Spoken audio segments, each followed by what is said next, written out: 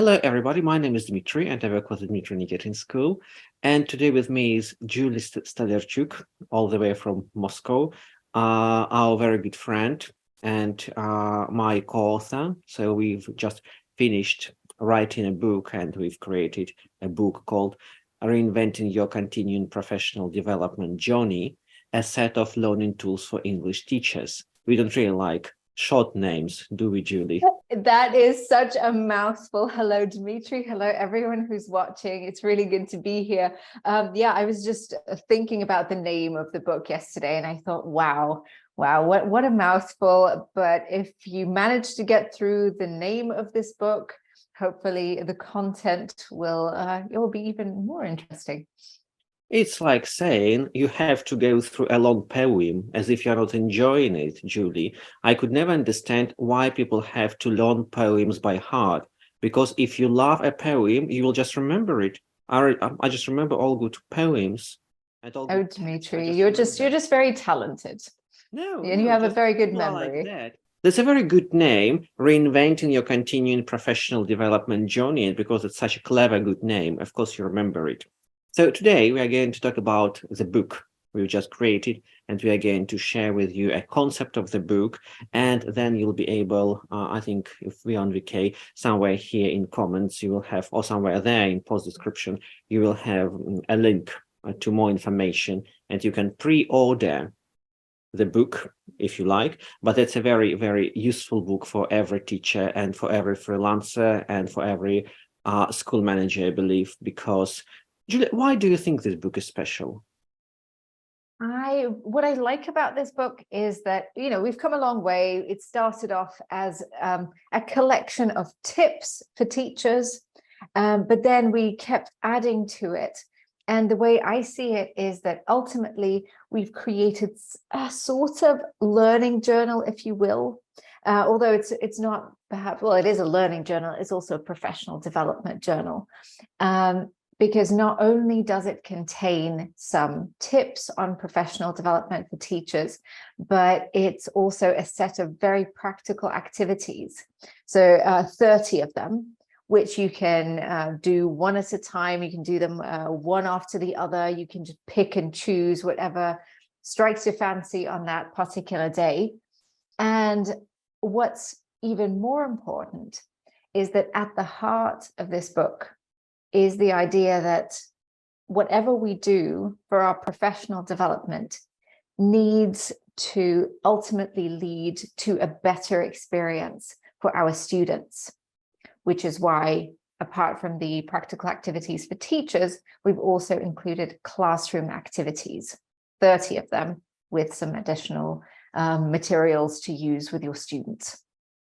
I think we'll be back to this idea now in a minute. That's my favorite English expression, now in a minute. That's Welsh, actually. Beautiful, isn't it? It is, isn't it? Now the book is very clever, and the end user is our learners. So really, the book is written for our learners, but our learning experiences for our learners are impossible without teachers. So our next customer, our next target reader, our main target reader is the teacher. Хотите постоянно развиваться в преподавании иностранных языков? Школа Дмитрия Никитина проводит образовательные тренинги, конференции и курсы для преподавателей. Подробности о событиях можно узнать по ссылке в описании. But it started very eclectically when many years ago, like 7 years, oh my God, time flies in good company. 7 years ago, I started traveling along the Trans-Siberian railways.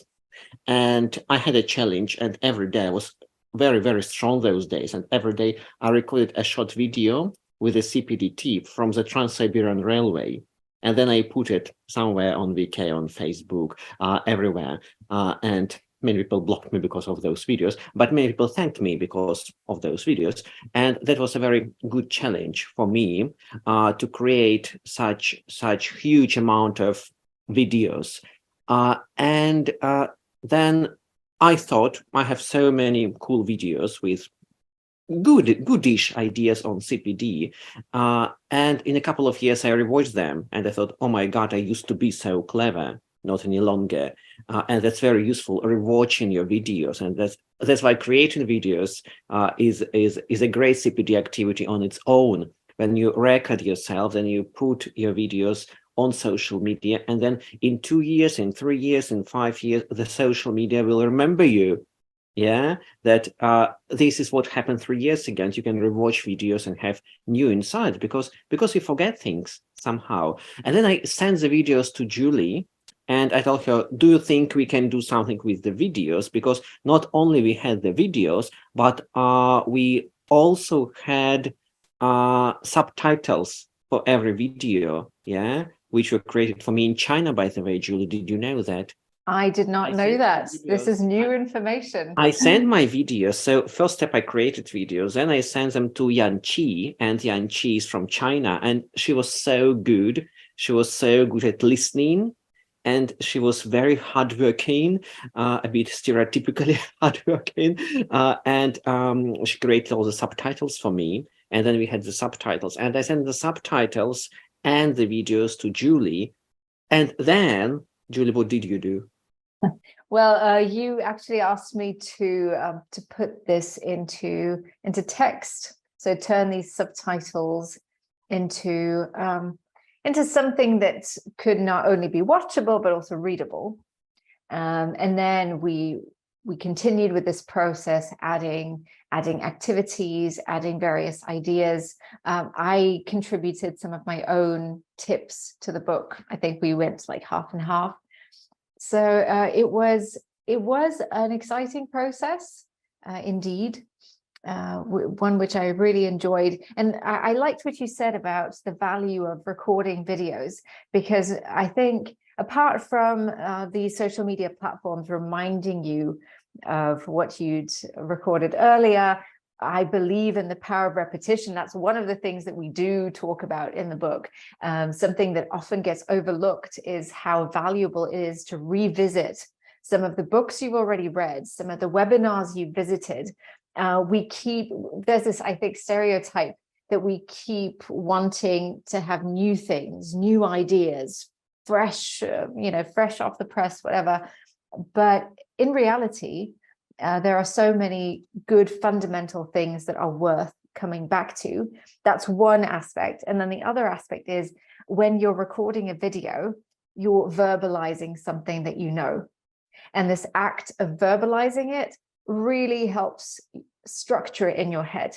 So if you might have, you can imagine this, you hear a good idea from somebody else, but then when you try to retell it to someone, you realize that you're not actually clear on it. You can't deliver it in that manner. So whether you're writing or recording videos, that's a great exercise in getting these things clear in your head so that you can then make this of use to somebody else. There are so many great ideas in your speech right now, Julie. And the first activity is, and this is an example how the book is organized. One of the activities is to rewatch a webinar again, and then we give some practical questions which you might want to answer during watching the webinar for the second time.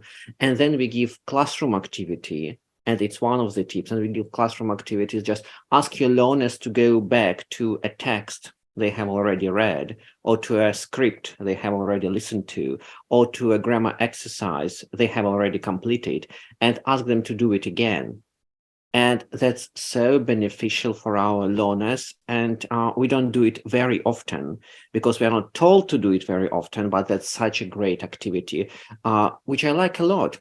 And research shows that you get more information and you get more practical skills by redoing something, because instead of doing something from scratch, you are doing something which is familiar and you're benefiting more from that. And that's a very clever idea. And secondly, if you have a chance to make a video of yourself, do it without any hesitations. People are afraid of haters. I don't think that you should really afraid of haters in our tiny little ELT bubble, especially if access to your videos is kind of restricted. And my videos are being seen by thousands of people, and I don't really have a lot of nasty comments. I have occasionally, but I can survive, I think. And one beneficial fact for me from watching my videos was that once I had a terrible headache, awful headache, and I had to run a webinar. And I ran a webinar, and I thought that was absolutely awful, disgusting, the worst webinar I've ever conducted. And then I rewatched it, and then I thought, Julie, wow, because I'm speaking very fast normally in English and in Russian, and that's why people sometimes can't understand me, which is no good. When people can't understand you, that's no good, isn't it?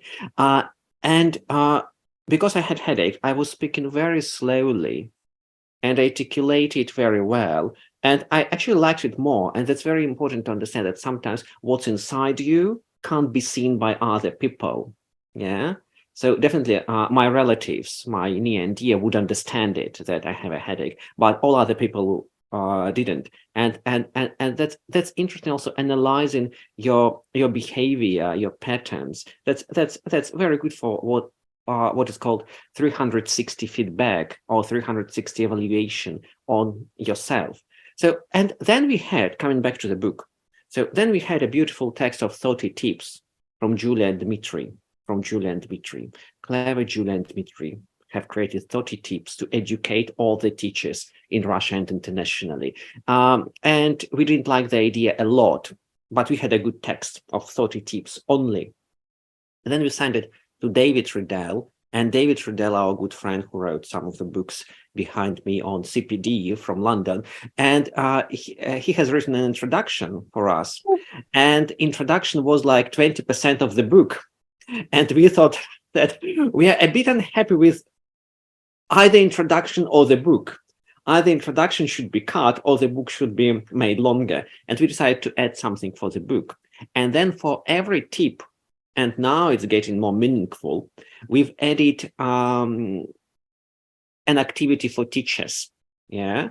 So, and that's why Julie used a definition learning journal. And now it's kind of a learning journal and something more practical. So my point is, you can know something and you can do something. And sometimes we do a lot of things, but we don't know many things. Sometimes we know many things, but we don't do many things. And the ideas of all my books, including this one, written and co-author with Julie Stelyshuk, is to combine this principle of you know something, and then you have a practical activity. Julie, could you comment on that, on our second part? So for every tip, you also have a very well thought and very well designed practical activity.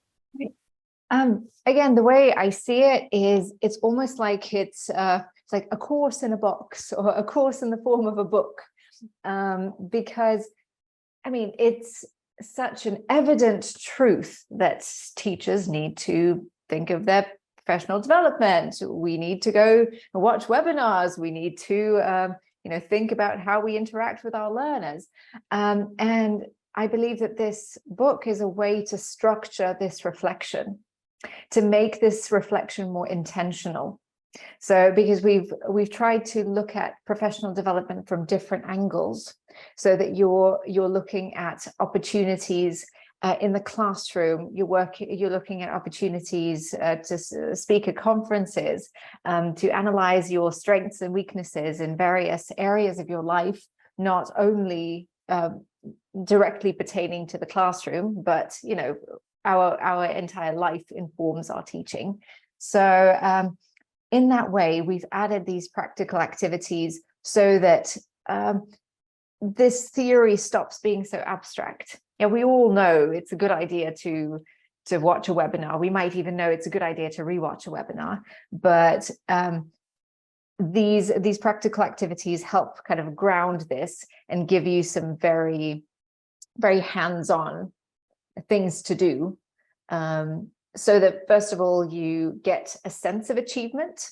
You know that you're going to be doing some writing on that page. You know that you have put some of your reflections into writing, and that also helps you hold on to that reflection, gives you an opportunity to revisit it at later stages. So I think that the main value to me of this particular format is that you can come back to whatever you've done while working through this book. And I'm guessing that will have a greater impact than if you just do something and it's somewhere on a piece of paper and you forget about it. I agree with you completely. And somehow we know that learning a language is a long journey. Yeah. And if you want to practice, let's say, past simple, it doesn't come in a second, does it? So it's a very long process. And even present simple, I think teachers spend like hundreds of hours saying she like we and so on. This kind of very simple mistakes we make when we start practicing something new. But with CPD activities, we think that it will come to us just like that, and it will not. It will not. And the idea of many of our activities that they have to be done repeatedly and they have to be done systematically after each period, after a certain period of time. And this is how you progress, and this is how you're becoming a better professional. Хотите постоянно развиваться в преподавании иностранных языков? Школа Дмитрия Никитина проводит образовательные тренинги, конференции и курсы для преподавателей. Подробности о событиях можно узнать по ссылке в описании. Another specific feature of our book is that the majority of activities, they are not about courses. They're not about taking one more course and one more course and one more course and one more course and one more course. But we explore a range of activities like creating something like a lesson plan together, swapping lesson plans, doing classroom research, changing teacher trainers from different schools, lots of activities, self-observation, peer observation, which are being neglected sometimes, I think. And people think that CPD is mostly courses and is mostly reading books. But for me, it's the smallest part of CPD actually, attending courses. And the biggest part of CPD is happening in our classrooms and in our organizations and is being neglected very often. So the book is mostly about which is called low and no budget CPD activities you can do on your own or with your colleagues, but which is rather beneficial for your continuing professional development. And then we had an introduction by David Riddell, which was now 6% of the book. And then we had 30 tips, and then we had 30 practical activities. And then we had LMS, learning management system, where you can go and download some templates, some other useful materials to run activities, to do actually the activities. But then we thought, wait a minute, our end user is our learners, and we are doing it for the learners. And I think if you want to, let's say, develop creativity in your learners, you have to do something creative on your own. If you want to create autonomy, you have to be autonomous and work on your autonomy as a teacher as well. And we as teachers, we don't have much autonomy, do we? We can't really often choose a book. If we can choose a book, even being a freelance teacher, we would choose something from here. We wouldn't choose a book with a different approach very often. We can't really choose the number of hours we teach. We can't really choose levels we teach if we work for organization, and we don't have much autonomy. And a lot of activities we provide you with in our book, they are on creating autonomy, building up autonomy for you as teachers. And the idea was that all our activities, they are aimed at you developing autonomy, developing creativity, developing other soft skills. But then now you have this valuable set of tools, and you can do the same with your learners. And we added the last block, which is called classroom activity. Basically, now you have the tip, then you have activity for yourself as a teacher, and then you can adopt this activity and run the same activity in your class, and you are teach what you preach, isn't it? There. Yes, you practice what you preach. Could you comment on that part? I'm fully on board here as your co-author. I'm very pleased that we share a lot of these ideas, a lot of these notions, because Yeah, I totally agree. It's like with my therapist. My therapist is away for 2 months, and I'm so sad. But I'm also But I don't want to be your therapist, no, Julie. no, no. I know. But I'm just saying that I'm so glad that, because she's taking time off. She's like, I want to rest, and I thought that's so wise, and that's such a good teachable moment,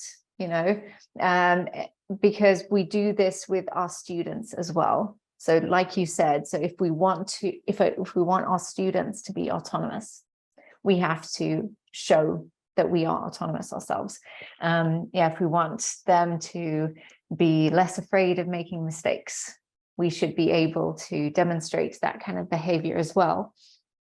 So in that sense, these classroom activities are great because they mirror the teacher activities, and also they're just a lot of fun. We've included some games you can play with your students, some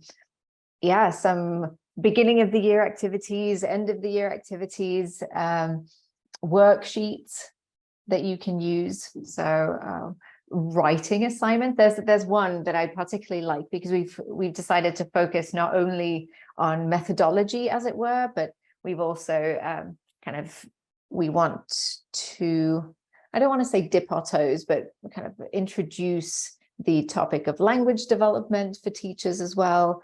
And there's an activity that I like is a 30-day writing challenge. So there are like topics that you can choose from. So 30 of them. Set it up as a challenge for yourself, but also equally, it could be so much fun for your students to do. Just a little bit of writing practice. And I think this is something that contributes to both to your language development and also to the rapport that you have with your students. So that's my hope, that by doing these activities, you will have greater rapport with your students, because rapport is something that lowers students' affective filter and helps them learn better. And that's what we want for them. We want our classes to be useful to them. I'm so glad you mentioned that we are looking at continuing professional development, not only as classical CPD on its own, but we also include language, but we also include, and I wanted to emphasize that, we also include free time, because we think that life is bigger than teaching. Yeah. I've been talking to Andrew Walkley once, and he asked me, do you know this fact from outcomes you've just shared? And I told him, life is bigger than outcomes. I know it from somebody else, not from outcomes only. I've been teaching I think more than 40 hours, like 50 hours many years ago. And I realized that I have to teach maybe a bit less when I started learning news. I started learning the news from textbooks. I remember vividly, I learned that Pavarotti died from the textbook. And that was like from it was the text, because it was a handout material. But it was so funny when you start learning the news from handout materials for your learners. That's no good. That's why we include quite a lot of free time activities, which you can do to be a bit more mindfulness. Oh my God. Which you can just use to live a better life, perhaps, live a less stressful life. And I think that's also a big feature of the book. Then also we included, because we thought that's not enough, and we included 10 videos. So we selected 10 great videos on teaching adults, on teaching young learners, and on teaching teenagers, and generally on CPD. And I think they're videos by Scott Thornberry, by Kate Bilsborough, by Alexei Kanabev, myself. By yourself and by myself, and lots of other great professionals. We included 10 videos, and they're proper 30 minutes, 1 hour videos, which you can enjoy. And also we included on our LMS supporting the book, we included all the templates for you and all the templates for your learners you can download and it goes with the book. So, and here we are with our book aimed at teachers, but for our learners. Yeah, and I hope that you will enjoy it. We've enjoyed writing it. I hope you will enjoy reading it and doing the practical activities. So we've been writing it with our colleague, a very good friend, Maureen McGarvey, who contributed a lot, our editor, and we had a lot of discussions, included heated discussions, and she contributed a lot, I think, by asking questions, by asking also uncomfortable questions, and by challenging us, and we had to protect our activities very often, but I think we changed some of the activities because they didn't go with our values. And sometimes you think it's a clever activity, but then you think a bit deeper and you think, oh no, that's not that clever, this activity. And I'm so happy that we all went through all our activities went through the scrutiny of Maureen McGarvey, and basically now they're just very, very cleverly organized activities at 3 levels: theoretical part, practical part, and classroom part for our learners. And also illustrations are great. Do you like our illustrations, Julie? I love the illustrations, and I just want to share this funny story because we got the illustrations. There are 12? I think 13. There are 13 illustrations in this book, beautifully done. And they all have to do with, each illustration has to do with one of the tips that we are providing. And we got the pictures, we thought nothing of it, the great pictures, sure, they should go in the book. And then the designer messages us and says, but where do these pictures actually go? And we think, what a silly question, isn't it obvious? Are you an idiot? Yeah, isn't it obvious? And then we have a meeting with Dmitry and we open the pictures and we open the book. And we were sitting there, but I think for an hour.